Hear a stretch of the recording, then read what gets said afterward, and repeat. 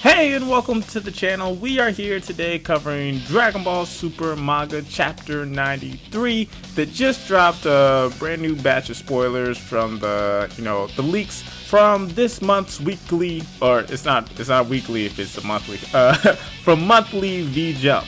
So again, like the past few chapters, it's been much of the same that we saw in the Dragon Ball Superhero movie. If you saw the Dragon Ball Superhero movie, I just came back from Kamehacon this past weekend, and I talked to a couple of people who haven't seen the Dragon Ball Superhero movie.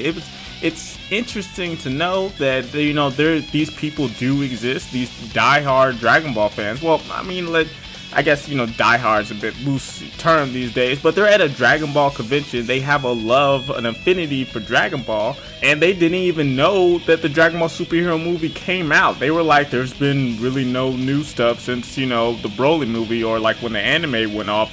And I was like, oh, did you not see the superhero movie? And they're like, and I was like, oh yeah, I heard of that, but they just, like, I think they don't think it's canon or something because of the CGI. Like, I feel like they think it's, an unnecessary caveat, because they're not paying attention to the manga, so they don't realize that it's, very much a part of the story. So I think that's, there's just a little air of confusion right now when it comes to the continuity of Dragon Ball, which I guess is nothing new, but yeah, so circling back, yeah, a lot of people haven't seen Dragon Ball Superhero, and again, that justifies why they do still feel the need to put it in the manga. But yeah, anyways, much of the same stuff going on that was in the Dragon Ball Superhero movie.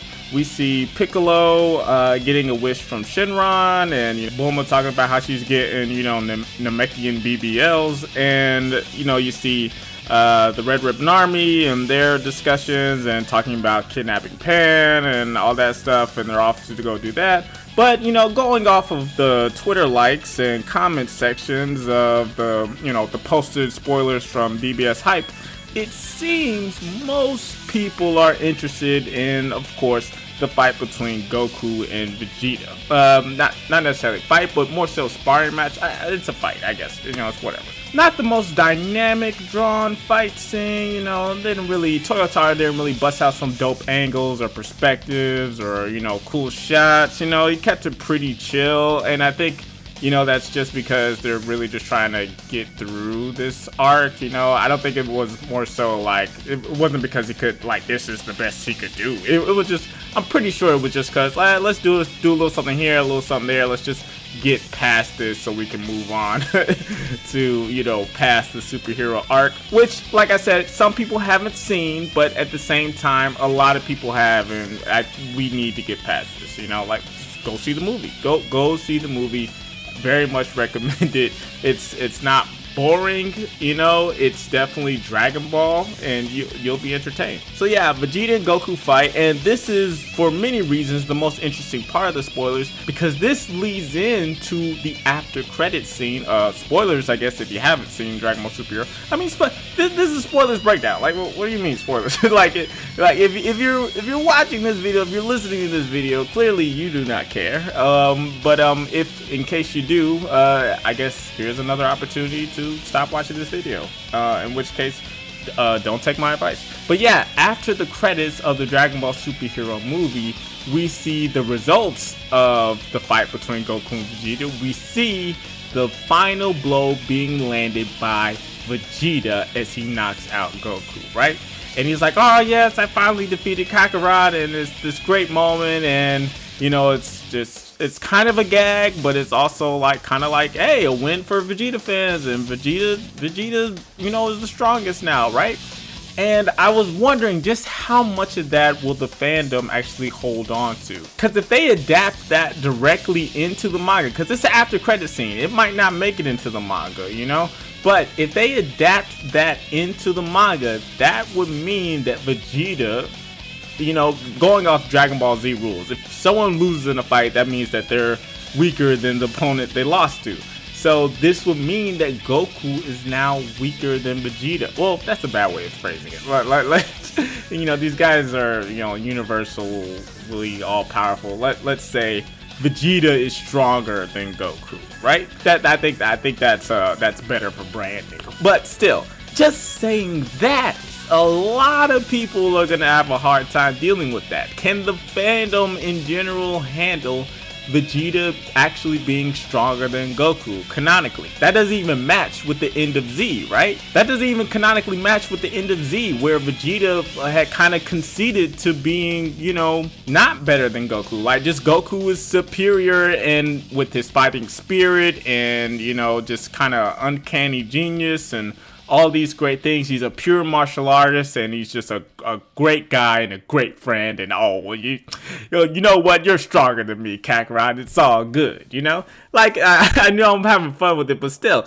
that's where he was. You know, spiritually, he kind of just had his, you know, that was his form of enlightenment. He made it to a place to where it's like I don't need to validate who I am as a person by, you know, my achievements in direct comparison to this other person, you know. And it's a real good, you know, closing off on the arc and everything, which is, you know, I guess why a lot of Vegeta fans kind of hate what he's more so become in modern Dragon Ball. But still, you know, the fact is that Vegeta beating Goku doesn't canonically match up with the end of Z. So are we already seeing the retcon of the end of Z? You know, will the whole tournament and everything that happens with Oob, will that remain intact? Or have they already branched off into some basically parallel universe where now Vegeta is stronger than Goku, and, you know, just lots of other things are possible, which, you know what, I would be fine with that. I think the franchise, you know, Dragon Ball needs a new dynamic. You know, Goku was so much cooler when he was the underdog, and it was like, oh well, like, yeah, these guys are so strong, Goku, how are you going to keep up with them, or, you know, get stronger enough to fight them? Like, it wasn't even like, how are you going to be stronger than them? It's just like, how are you going to beat them with the power that you have? And, you know, that, like, I like seeing Goku from that perspective, and I like seeing Vegeta from a perspective of, like, I'm kind of stronger than you, but, you know, I lack the know-how or techniques or the hacks or whatever like that, I guess you could say. I like seeing Goku from the perspective of just being more of an underdog and not just this OP dude fiddle fucking around with gods and angels, you know, just, you know, all these celestial beings. It's cool, and I guess that's just where the series is at this point. But, you know, there's a reason why there's an appeal for Dragon Ball GT and just that whole, you know, getting Goku in a different dynamic and having him seem just like not the clear favorite, you know, in every fight. So I like the idea of them going down this path, and I hope they do keep it canon of Vegeta defeating Goku. But what do you think? You know, what are your thoughts and feelings on these spoilers in general? You know, are you excited for Superhero? You know, are you excited to see what's still to come from the Superhero manga adaptation? You know, like, we still haven't even gotten Beast Gohan, like that. We haven't gotten Orange Piccolo. A lot of cool moments, you know, the best moments from the Dragon Ball Superhero movie have still yet to actually hit in the manga. So there's still a lot of great stuff to come. Are you excited for that? Did you like the Superhero movie? Did you see the Superhero movie? You know, all of those thoughts and questions and murmurs, whatever the hell's floating in your head, I'd love to see it in the comment section. Or if you just want to say hi, you know, I made it to the end of the video, and I was one of those random ass people you were talking to. So yeah, leave a comment. Thanks for watching. More videos coming soon, and yeah, see you on the next one. Bye.